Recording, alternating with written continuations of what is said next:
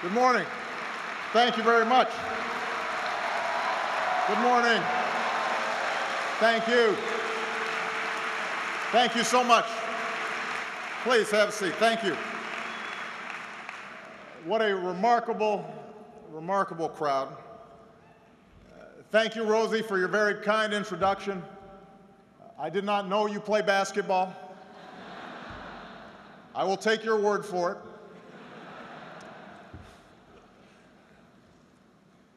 Rosie, thank you for your many years of friendship. Back in Chicago, when I was just getting started in national politics, I reached out to a lot of people for advice and counsel, and Rosie was one of the very first. When I made my first visit to Israel after entering the Senate, Rosie, you were at my side every step of that profound journey through the Holy Land. So I want to thank you for your enduring friendship, your leadership, and for your warm introduction today. I also want to thank David Victor, Howard Corr, and all the board of directors. And let me say that it is wonderful to look out and see so many great friends, including a very large delegation from Chicago.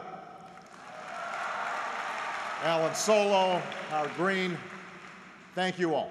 I want to thank the members of Congress who are joining you today, who do so much to sustain the bonds between the United States and Israel, including Eric Cantor,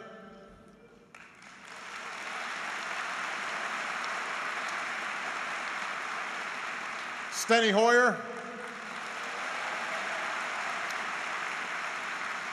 and the tireless leader I was proud to appoint as the new chair of the DNC, Debbie Wasserman Schultz.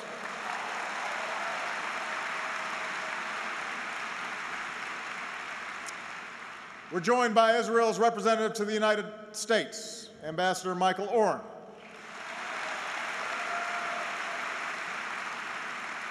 And we're joined by one of my top advisors on Israel and the Middle East for the past 4 years, and who I know is going to be an outstanding ambassador to Israel, Dan Shapiro.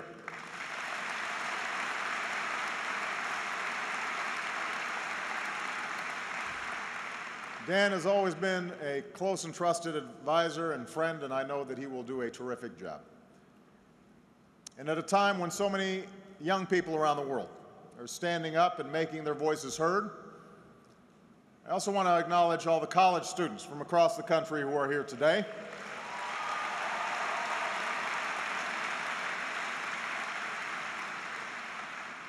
No one has a greater stake in the outcome of events that are unfolding today than your generation. And it's inspiring to see you devote your time and energy to help shape that future. Now, I'm not here to subject you to a long policy speech. I gave one on Thursday in which I said that the United States sees the historic changes sweeping the Middle East and North Africa as a moment of great challenge, but also a moment of opportunity for greater peace and security for the entire region, including the State of Israel. On Friday, I was joined at the White House by Prime Minister Netanyahu, and we reaffirmed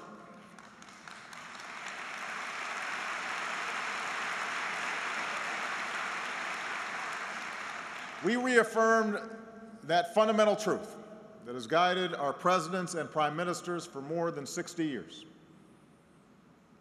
that even while we may at times disagree, as friends sometimes will, the bonds between the United States and Israel are unbreakable, and the commitment of the United States to the security of Israel is ironclad.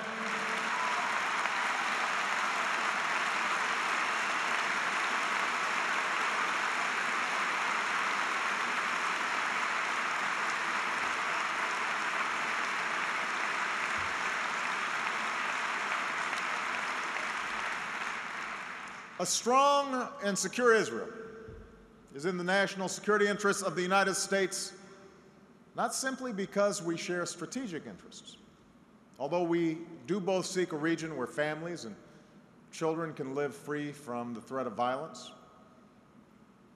It's not simply because we face common dangers, although there can be no denying that terrorism and the spread of nuclear weapons are grave threats to both our nations. America's commitment to Israel's security flows from a deeper place, and that's the values we share. As two people who struggled to win our freedom against overwhelming odds, we understand that preserving the security for which our forefathers and foremothers fought must be the work of every generation. As two vibrant democracies, we recognize that the liberties and freedoms we cherish must be constantly nurtured. And as the nation that recognized the State of Israel moments after its independence, we have a profound commitment to its survival as a strong, secure homeland for the Jewish people.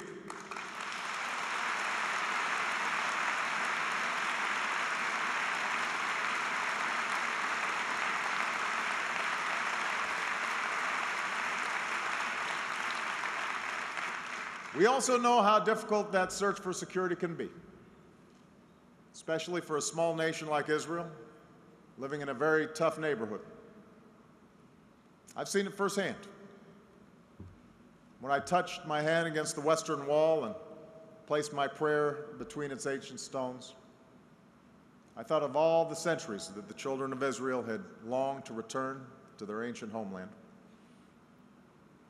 When I went to Sderot and saw the daily struggle to survive in the eyes of an 8-year-old boy who lost his leg to a Hamas rocket, and when I walked among the Hall of Names at Yad Vashem, I was reminded of the existential fear of Israelis when a modern dictator seeks nuclear weapons and threatens to wipe Israel off the face of the earth.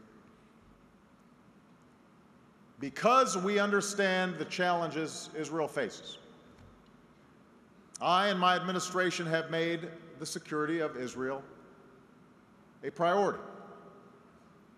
It's why we've increased cooperation between our militaries to unprecedented levels. It's why we're making our most advanced technologies available to our Israeli allies.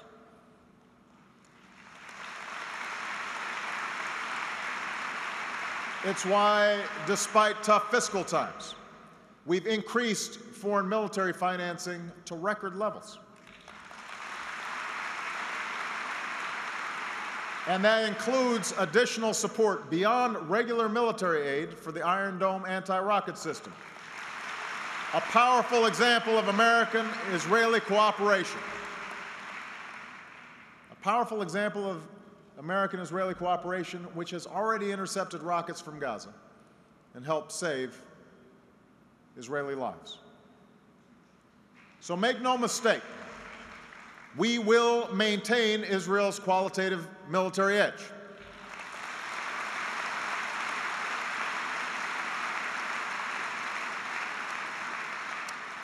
You also see our commitment to our shared security in our determination to prevent Iran from acquiring nuclear weapons. Here in the United States, we've imposed the toughest sanctions ever on the Iranian regime. And at the United Nations, under our leadership, we've secured the most comprehensive international sanctions on the regime, which have been joined by allies and partners around the world. Today, Iran is virtually cut off from large parts of the international financial system, and we're going to keep up the pressure. So let me be absolutely clear. We remain committed to preventing Iran from acquiring nuclear weapons.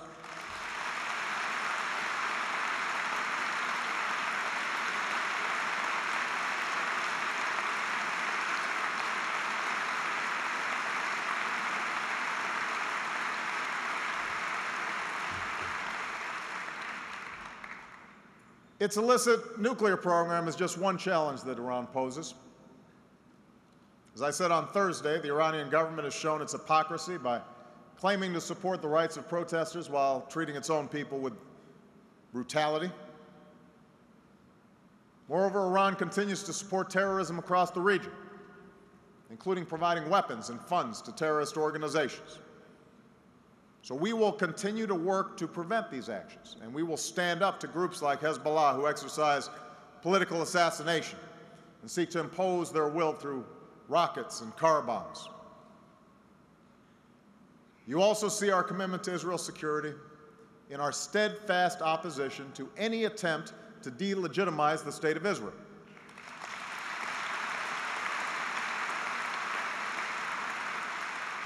As I said at the United Nations last year, Israel's existence must not be a subject for debate, and efforts to chip away at Israel's legitimacy will only be met by the unshakable opposition of the United States.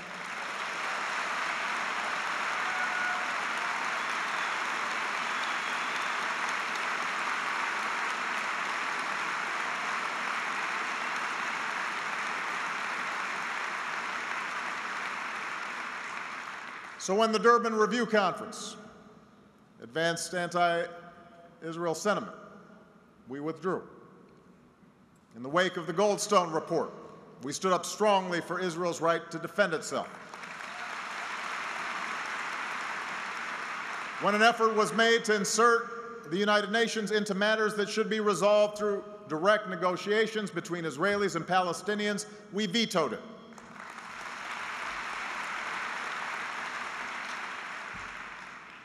And so, in both word and deed, we have been unwavering in our support of Israel's security.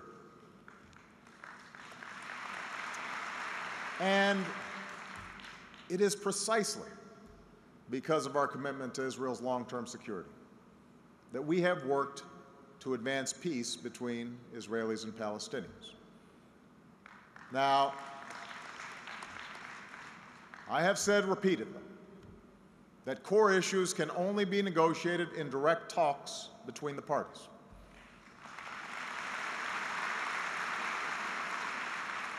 And I indicated on Thursday that the recent agreement between Fatah and Hamas poses an enormous obstacle to peace. No country can be expected to negotiate with a terrorist organization sworn to its destruction. And we will continue to demand that Hamas accept the basic responsibilities of peace, including recognizing Israel's right to exist and rejecting violence and adhering to all existing agreements.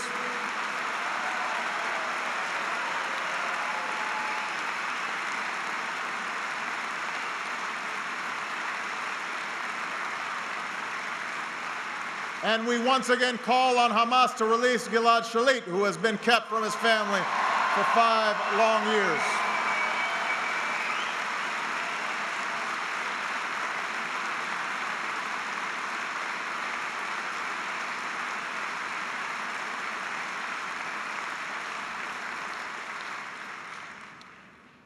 And yet, no matter how hard it may be to start meaningful negotiations under current circumstances,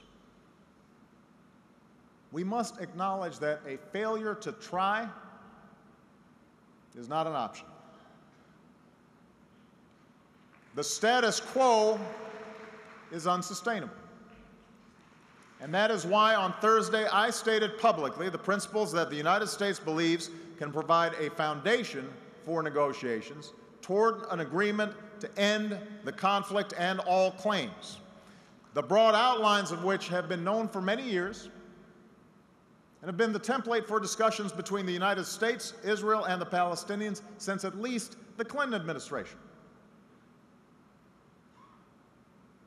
I know that stating these principles on the issues of territory and security generated some controversy over the past few days. I wasn't surprised. I know very well that the easy thing to do, particularly for a president preparing for re-election, is to avoid any controversy. I don't need Ram to tell me that. Don't need Axelrod to tell me that. But I said to Prime Minister Netanyahu, I believe that the current situation in the Middle East does not allow for procrastination. I also believe that real friends talk openly and honestly with one another.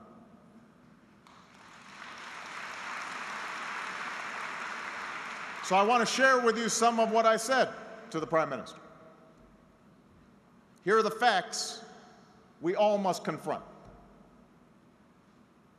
First, the number of Palestinians living west of the Jordan River is growing rapidly and fundamentally reshaping the demographic realities of both Israel and the Palestinian territories. This will make it harder and harder, without a peace deal, to maintain Israel as both a Jewish state and a democratic state. Second, technology will make it harder for Israel to defend itself in the absence of a genuine peace. Third, a new generation of Arabs is reshaping the region. A just and lasting peace can no longer be forged with one or two Arab leaders. Going forward, millions of Arab citizens have to see that peace is possible for that peace to be sustained.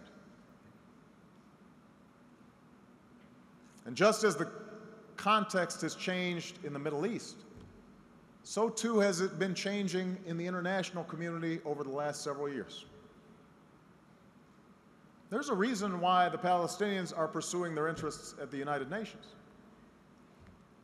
They recognize that there is an impatience with the peace process, or the absence of one, not just in the Arab world, in Latin America, in Asia, and in Europe. And that impatience is growing, and it's already manifesting itself in capitals around the world. And those are the facts. I firmly believe, and I repeated on Thursday, that peace cannot be imposed on the parties to the conflict. No vote at the United Nations will ever create an independent Palestinian state, and the United States will stand up against efforts to single Israel out at the United Nations or in any international forum. Israel's legitimacy is not a matter for debate. That is my commitment. That is my pledge to all of you.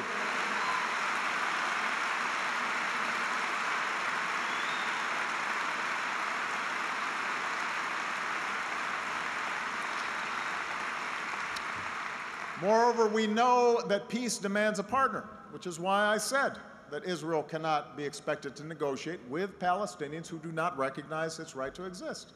And we will hold the Palestinians accountable for their actions and for their rhetoric. But the march to isolate Israel internationally and the impulse of the Palestinians to abandon negotiations will continue to gain momentum in the absence of a credible peace process and alternative. And for us to have leverage with the Palestinians, to have leverage with the Arab states and with the international community, the basis for negotiations has to hold out the prospect of success.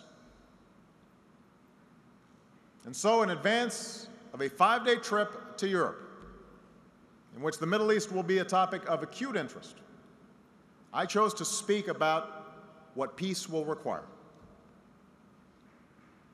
There was nothing particularly original in my proposal.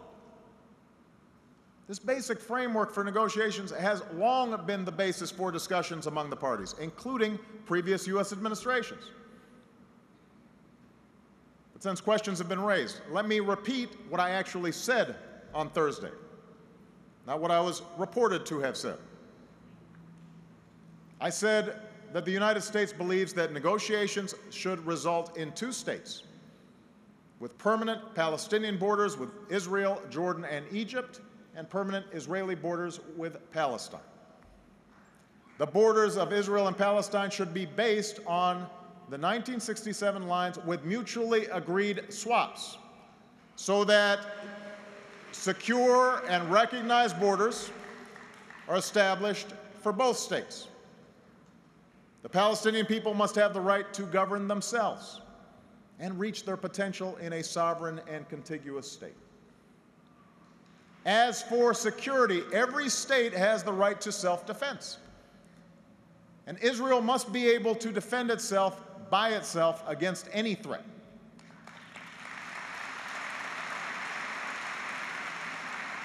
Provisions must also be robust enough to prevent a resurgence of terrorism, to stop the infiltration of weapons, and to provide effective border security. And a full and phased withdrawal of Israeli military forces should be coordinated with the assumption of Palestinian security responsibility in a sovereign and non-militarized state. And the duration of this transition period must be agreed, and the effectiveness of security arrangements must be demonstrated. Now, that is what I said. And it was my reference to the 1967 lines with mutually agreed swaps that received the lion's share of the attention, including just now.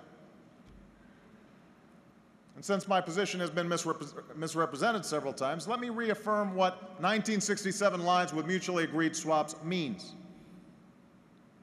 By definition, it means that the parties themselves, Israelis and Palestinians, will negotiate a border that is different than the one that existed on June 4th, 1967.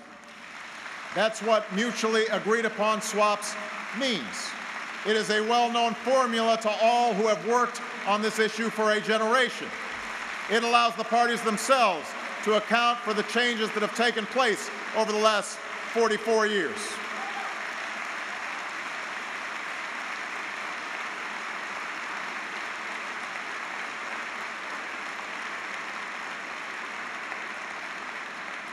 It allows the parties themselves to take account of those changes, including the new demographic realities on the ground and the needs of both sides. The ultimate goal is 2 states for 2 people. Israel as a Jewish state and the homeland for the Jewish people, and the state of Palestine as the homeland for the Palestinian people, each state enjoying self-determination, mutual recognition, and peace.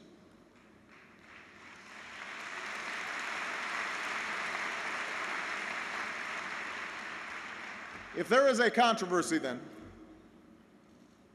it's not based in substance. What I did on Thursday was to say publicly what has long been acknowledged privately.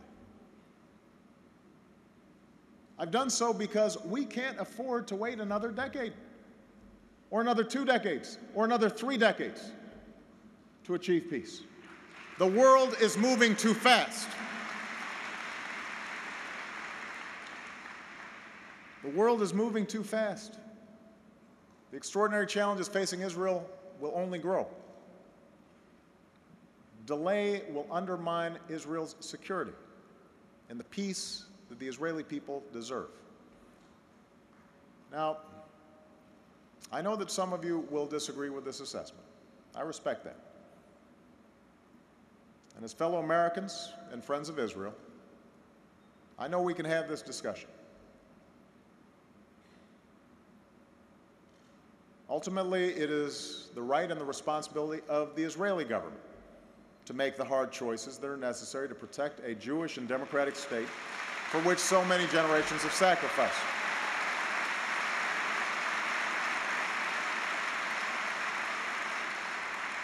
And as a friend of Israel, I'm committed to doing our part to see that this goal is realized. And I will call not just on Israel, but on the Palestinians, on the Arab states, and the international community to join us in this effort, because the burden of making hard choices must not be Israel's alone.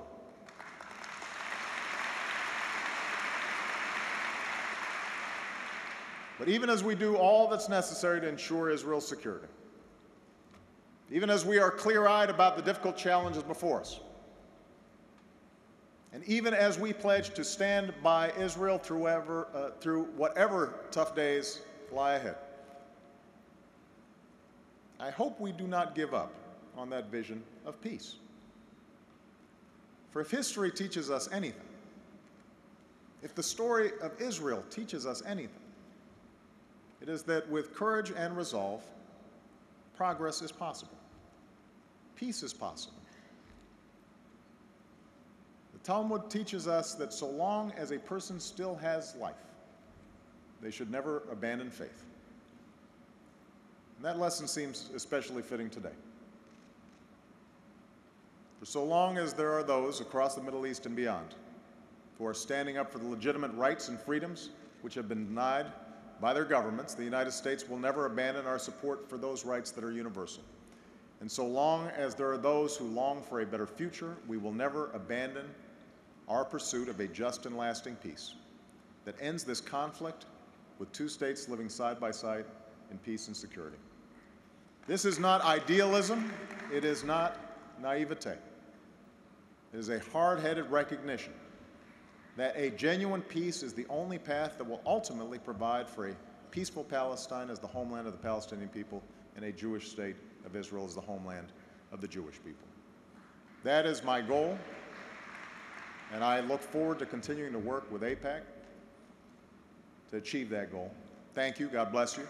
God bless Israel, and God bless the United States of America. Thank you.